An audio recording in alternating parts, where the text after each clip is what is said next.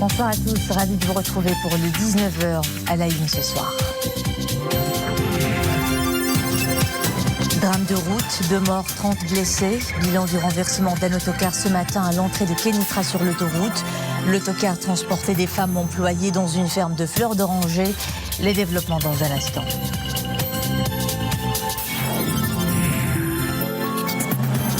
Les chantiers d'extension et de réaménagement du port Nador Bni Nsar avancent à grands pas.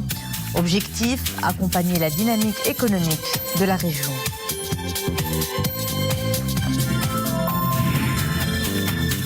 La production scientifique dans le domaine de la transformation digitale se développe au Maroc. Une production qui place le pays en 2e position sur les plans arabes et africains. La route toujours aussi meurtrière. 2 personnes ont été tuées et 30 autres blessées, dont 7 grièvement suite au renversement d'un autocar ce matin à l'entrée de Kénitra sur l'autoroute. Le véhicule transportait des femmes employées dans une ferme de fleurs d'oranger. Nesrel Hamdawi et Atman Tazi nous font le point sur la situation.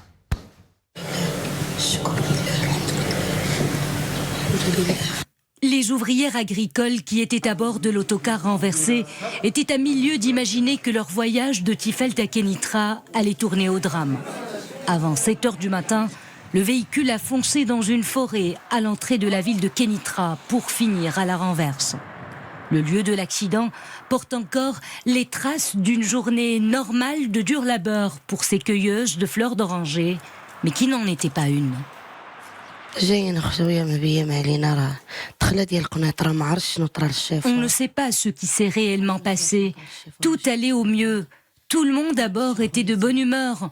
Une fois qu'on est arrivé à l'entrée de Kénitra, tout a basculé. Je ne sais pas si l'autocar avait un problème au niveau d'une de ses roues. Mais je peux vous dire que depuis le début du voyage, le chauffeur n'arrêtait pas de nous presser, car il devait récupérer d'autres ouvriers. Mais on ne sait pas comment les choses ont pris ces tournures. Le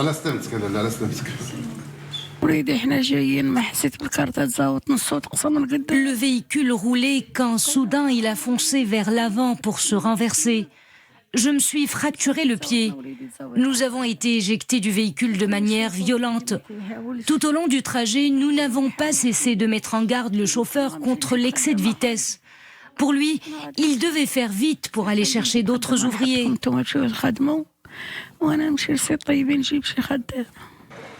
L'hôpital provincial Idrissi a accueilli ce matin toutes les victimes.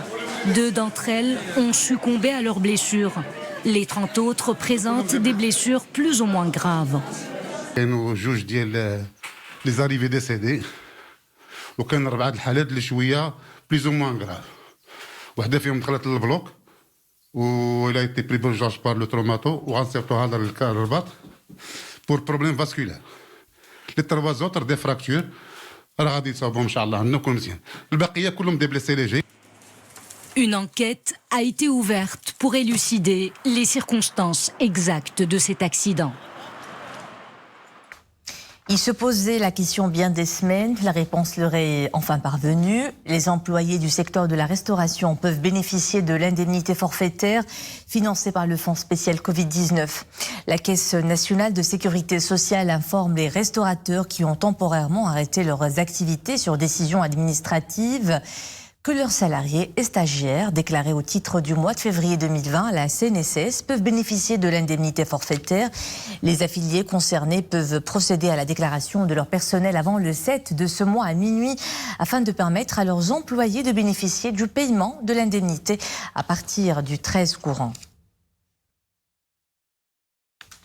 Notre escale quotidienne en bref avec la situation épidémiologique et le bilan de l'opération de vaccination. Jusqu'à ce soir 18h, 4 348 995 personnes ont pu bénéficier de l'injection de la première dose et déjà 3 891 875 ont complété leur opération de vaccination avec les 2 doses. Pour ce qui est de la situation épidémiologique, 575 nouvelles infections ont été enregistrées ces dernières 24 heures. 7 décès à déplorer et 569 nouvelles rémissions ont été enregistrées. Une situation qui inquiète, comme on ne cesse de le dire depuis quelques jours, avec près de 4200 cas actifs et 419 cas graves et critiques, dont 19 intubés. Coup d'œil sur l'état d'avancement de 2 chantiers d'envergure au niveau du port Nador Bni Sar, l'extension du quai d'accostage dédié exclusivement au trafic des passagers et la rénovation de la gare maritime. Les travaux ont beaucoup avancé et s'inscrivent dans la dynamique économique que connaît la région.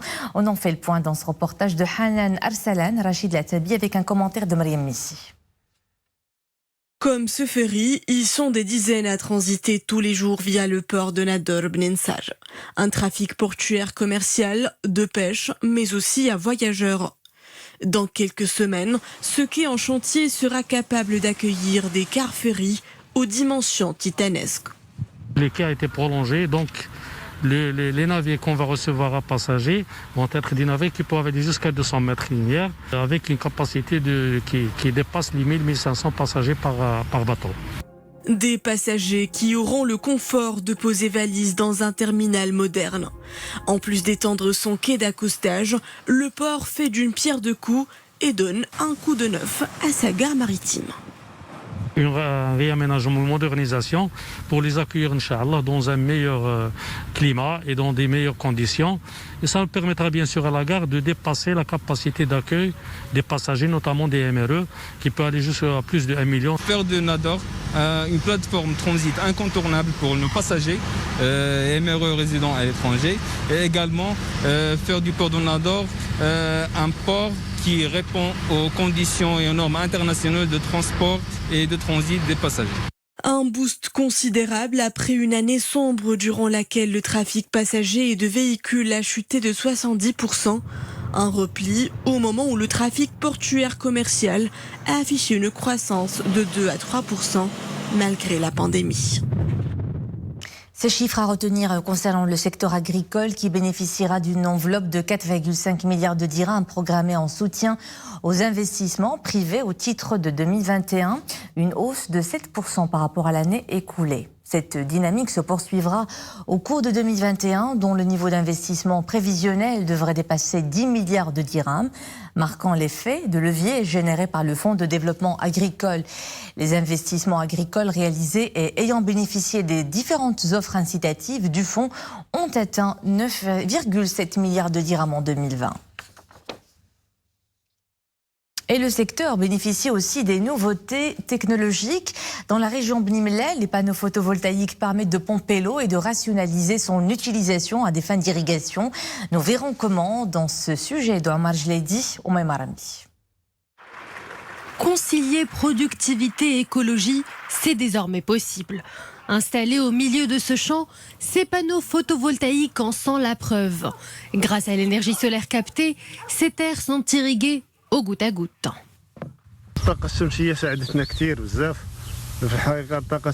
Si j'avais su que l'énergie solaire économisait autant, croyez-moi, j'aurais eu recours à cela il y a bien longtemps.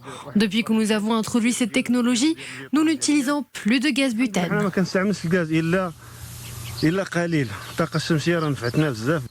Et pour aider les agriculteurs à passer au vert, une équipe d'ingénieurs sillonne les terres pour y semer quelques bons conseils. Il faut d'abord voir où le soleil tape le plus longtemps avant d'installer les panneaux solaires.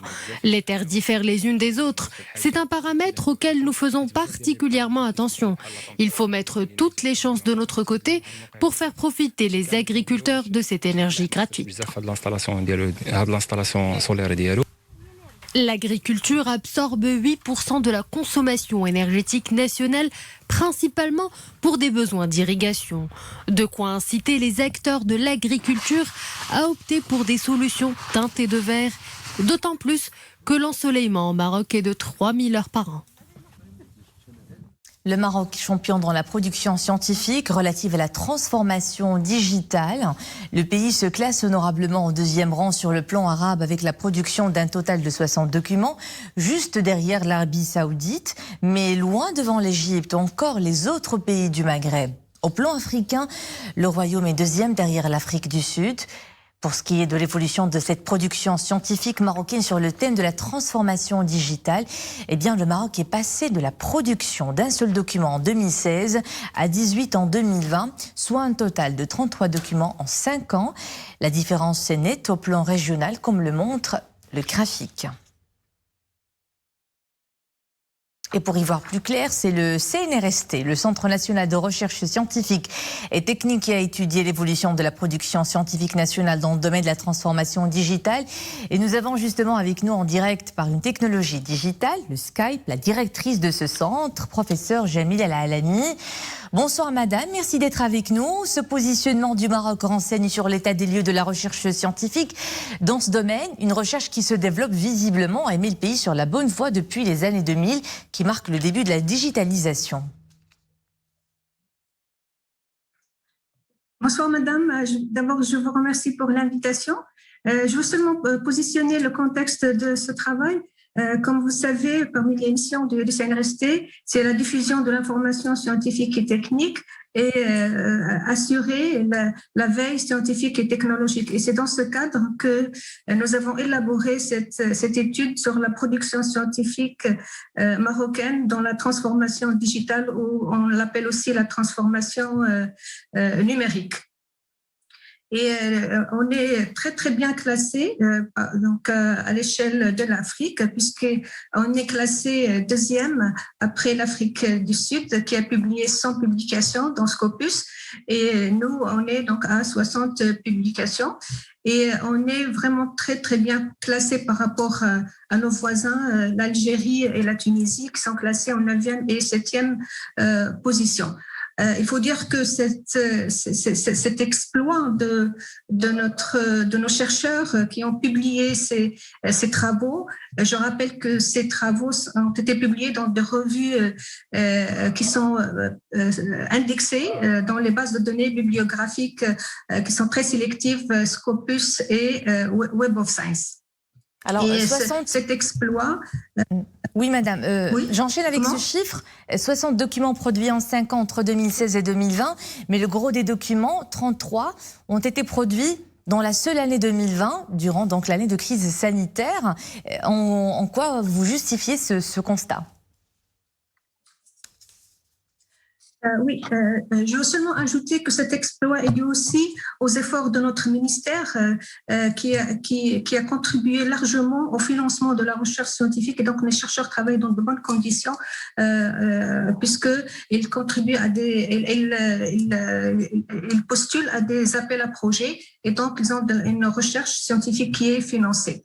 Alors, évidemment, si on voit les chiffres, nous avons 55% de notre production marocaine, elle a été enregistrée en 2020.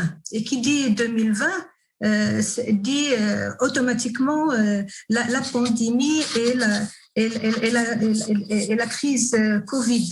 En tout cas, cette crise Covid qui a eu beaucoup d'inconvénients, elle a eu aussi des avantages, parce qu'elle a accéléré le processus de la digitalisation à tous les niveaux, l'éducation, l'enseignement supérieur, la recherche scientifique, l'innovation, et dans notre quotidien, que ce soit économique et social.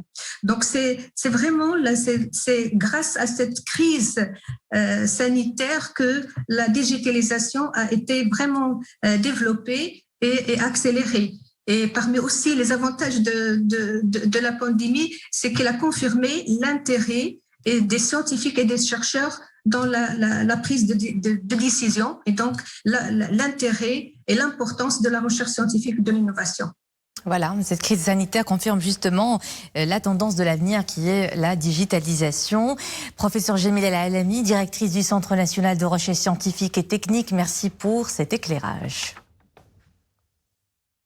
Et avant de nous quitter, ces images spectaculaires de l'éruption du volcan Krýsuvík, situé à une quarantaine de kilomètres de la capitale islandaise, ce qui a provoqué une coulée de lave impressionnante qui a illuminé le ciel nocturne d'un nuage rouge. Vous le voyez sur ces images. Le système volcanique de Krýsuvík est inactif depuis 900 ans et il fait partie des 30 volcans inactifs en Islande. C'est le nombre le plus important en Europe.